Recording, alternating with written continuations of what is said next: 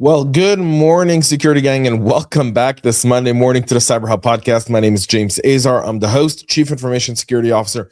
Thank you all for tuning in this morning, January 26th, 2026, where everyone in the South is freezing. I mean, the storm, folks. I didn't know if we were going to have a show today on Thursday and Friday, given the forecast. We were expected to lose power here for 2 to 3 days is what they were prepping us for. Thankfully, we lost power for maybe 30 seconds all in, although the roads are dicey and icy here in the great state of Georgia. And so for everyone who's bunkered down and weathering the storm, good for you. I hope you're warm, cozy, you've got enough food, shelter in place, and you obviously have internet because you're watching, listening, or tuning in. For everyone else, especially the people in Florida who checked out of this storm, it didn't even touch the state of Florida. It's like, I ain't going in that state. Good for you. Good for the great state of Florida as well. All right, folks, we've got a packed show this Monday morning, including Crunchbase confirming a breach, Nike probing a potential incident under extortion pressure, Dresden's state art collections battle a cyber attack, ShinyHunters are bragging about SSO-linked account theft. We'll also hit Sandworm's strike on Poland's power grid, a senior leadership purge in China with security implications, an incomplete fix for FortiCloud's authentication bypass, and a VMware RCE now being exploited in the wild, as well as fresh North Korean activity against so many organizations with so many different attack vectors. The North Koreans are very, very active, and this goes to how China operates in this realm. So China's trying to quiet down its cyber activities. It's negotiating with the Trump administration, but they're allowing the North Koreans to really kick their activity up a bit. North Korea does nothing without China. They rely on Chinese infrastructure to do everything they do. So to put North Korea kind of on its own island, it's not. It's interconnected to China. It's interwoven into the communist DNA of the Chinese. So without further ado this morning, folks, coffee cup cheers. And breaking news before we get started, Israel now confirms that the last hostage held in Gaza, Ron Gvili, has been located and will be brought to Israel for proper burial. There will be no more hostages in Gaza since 2014. Since 2014, for the first time in 12 years, there are no Israeli hostages in Gaza. A great sentiment for Israel, as Ron Gvili, a hero. People don't know the story of Ron Gvili, and I'll just take a detour here for just a minute to share.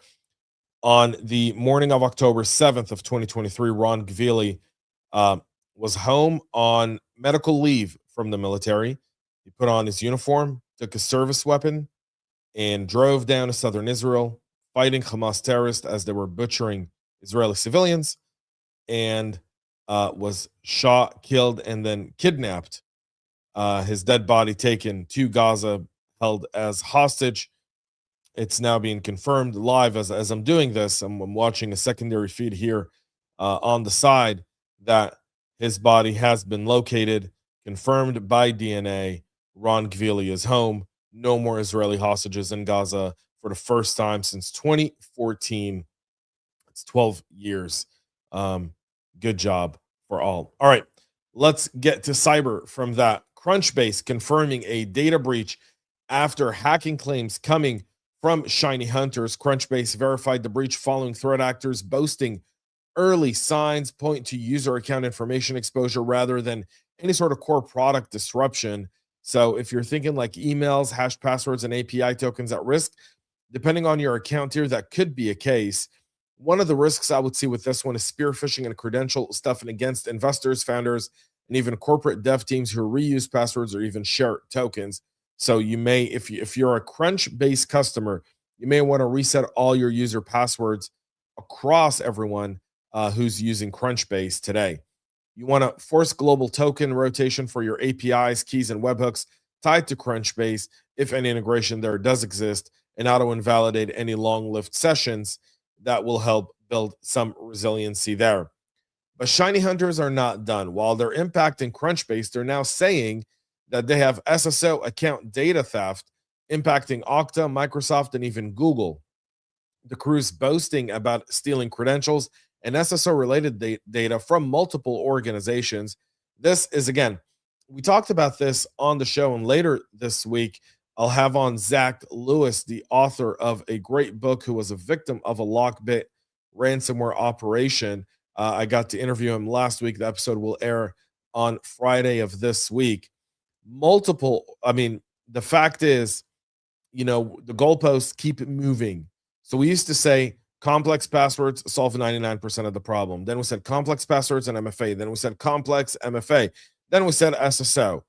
Now we know that the more we move the goalpost, the more they move with us. We're never leaving threat actors behind. And here's the real world pattern: token replay, session hijack, and OAuth abuse rather than simple password grabs. Some of the key risks here: silent account takeover via stolen refresh tokens or even OAuth grants, no MFA prompt, no login alert, nothing. That's the challenge with MFA. You have to enforce short-lived OAuth tokens with refresh token rotation and kill tokens on device or IP risk changes in order to really deal with this one. Additionally, just one other thing to do is monitor your login information and then tie them to your Azure Active Directory or Entra ID or Okta. So make sure the device that's logging in is actually joined. That'll help there as well. Nike launching an investigation after a potential security incident amid threat actors threatening to leak information. Attackers are threatening to publish data allegedly tied to Nike. The company has acknowledged an investigation, but the typical playbook, which is partial data teasers to coerce payment. And again, we're kind of moving from ransomware to this type of operations here, where threat actors will steal your data, threaten to leak it rather than use ransomware. They find that to be maybe a bit more effective. Nike telling Security Week they take consumer privacy and data security very seriously, and they're investigating the incident. As of right now, they have not yet confirmed nor done anything outside of just saying we're investigating it. We'll keep you looped in for this one. Dresden State Art Collection, SKD, hit by a cyber attack. One of Europe's largest museum groups reporting a cyber incident leading to system disruptions. Museum IT often blends legacy back office with public web properties and even ticketing platforms, with the risk here being payment and donor data exposure, prolonged outage to ticketing and exhibit operation, which could impact revenue, shift to a pre-approved degraded mode ticketing plan like offline barcode list, handheld readers, so visitor operations continue while your systems recover. And if you're in retail, that is critical in your planning. We'll move to Sandworm being blamed for the cyber attack on the Polish power grid. We talked about this story last week here on the show. Well, now officials are attributing the coordinated operation to Russia's Sandworm, aiming at grid stability by hitting the control and telemetry layer across many distributed assets.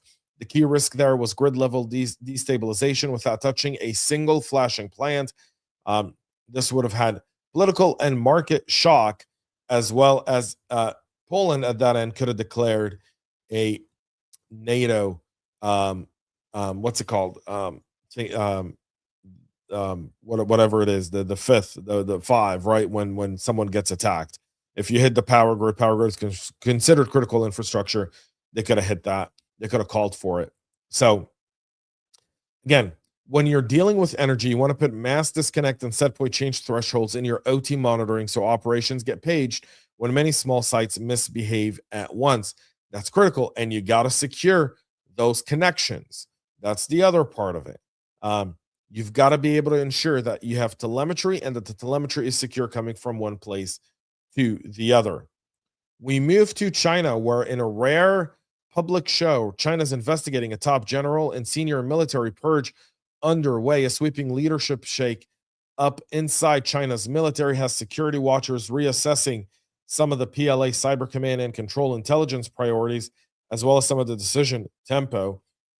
one of the risks here with this move by China is shifts in targeting and rules of engagement that alter risk for companies with China exposure, especially telecom, defense adjacent, and critical tech. Meaning, this guy predictable out. There's a playbook on him. Whoever's coming in next may not have all of that, and they could be trying to make a name for themselves. So you could see something happen there. The general is accused of allegedly spying for the U.S. and sharing nuclear secrets with the U.S. So you want to conduct a country risk retiering, raise your baseline monitoring, and tie in access from China facing tenants, contractors, and data flows. All should play in this one, as this kind of instability in the military command there is significant. And again, this guy was like Xi Jinping's like subordinate, right? I mean, he is the man, and now he's been caught allegedly spying and sharing information with the United States. And we obviously know how this one ends for people like that in China and in communism in general. These guys find their death after a free and fair trial. All right. Let's move to some vulnerabilities here. Fortinet saying their critical FortiCloud authentication bypass was not fully patched, acknowledging gaps in some scenarios remain exploitable even after initial fixes. Appliances and cloud controls are high leverage targets for threat actors, so authentication bypass equals control plane compromise. They can get full admin control over logging, policies, and even device enrollment. This is stealthy persistence. If attackers got in pre-patch, perform a post-patch integrity check like admin accounts, API keys, trusted IPs, config diffs, and rotate credentials. Don't assume patched means clean. With this one, CISA warning that this is an actively exploited patch as well for Forti, but also this one. So this VMware remote code execution is now being actively exploited. This is CVE 2024-37079. It's a remote code execution flaw in VMware's components that's crossed from patch notes to active exploitation. Virtualization layers are ideal beachheads for lateral movements for threat actors. Hypervisor adjacent compromise does enable data exfiltration and even rapid spread to many VMs. To mitigate this one, isolate management interfaces on a dedicated admin account, all by a dedicated admin network, and immediately patched. If exposure existed, review for rogue services or even any sort of snapshots that are happening there. All right, under 15 minutes is the goal, and folks, we're almost there. Let's move to North Korea and what the Chinese are doing there. Lazarus, the North Korean threat actor, is actively attacking European drone manufacturers. North Korea's Lazarus group is going after aerospace and drone firms for IP theft and revenue generation, mixing spear phishing, supplier impersonation, and dev environment malware. Now, let me give you what's happening here. When we took down Venezuela, when Maduro got taken out, meaning he was arrested and brought to justice to face a jury in New York for drug trafficking and everything he's done there. We took away a key component of drone manufacturing for Iran that they were doing in Venezuela in order to arm the Russians. Chinese now see that disruption as being a key opportunity to deepen ties with Russia, as Russia looks for alternatives, especially with the instability in Iran and the threats of an imminent attack by President Donald Trump on Iran, and the unknown factors. What is he going to attack? Remains out there, but a lot of military resources are in the Gulf. So with that being said, now the North Koreans are saying, let's steal some of this drone technology. We can provide an alternative to build Russian drones for their war with Ukraine and in general to sell into the dark market. This is something that the North Koreans are seeing a key area of opportunity here, which is why they're targeting you. So a loss of flight control IP, firmware, and even supply chain designs with dual use implications would be catastrophic here. It would give them that ability, require hardware-backed code signing for firmware builds, and restrict signing to isolated build hosts there as well. And finally, our Cooney campaign coming in from North Korea as well. This one is using AI-generated lures in order to attack crypto miners across the world. The long-running North Korean-linked Cooney group is deploying polished AI-written emails and documents to raise click-through and bypass crude fishtails. The risk is higher open and enable content rates and policy, NGO, and government-adjacent targets. Primarily here, they're going after the crypto industry. The campaign targeted Japan, Australia, and India, highlighting their expansion scope beyond South Korea, Russia, Ukraine, and even some European nations, according to Checkpoint. So this one, again, they're using a PowerShell malware-generated AI tool to target developers and engineering teams in the blockchain sector. So you want to be on awareness for that one. That's it for our show this morning. We'll be back tomorrow at 9 a.m. Eastern live with all the latest. Go check out cyberhubpodcast.com. Our article on Saturday covered when national interests become the attack surface, how the move away from globalization we have to recalibrate how we look at cyber risk going forward because of that. So a lot of formulas in this one. Go check it out at cyberhubpodcast.com. Tune in, share, like, comment, follow, and a lot more. Until then, have a great rest of your day, y'all. And most importantly, stay cyber safe. We love feedback, so make sure to connect with us on social media and subscribe to our podcast on your favorite podcast listening platform.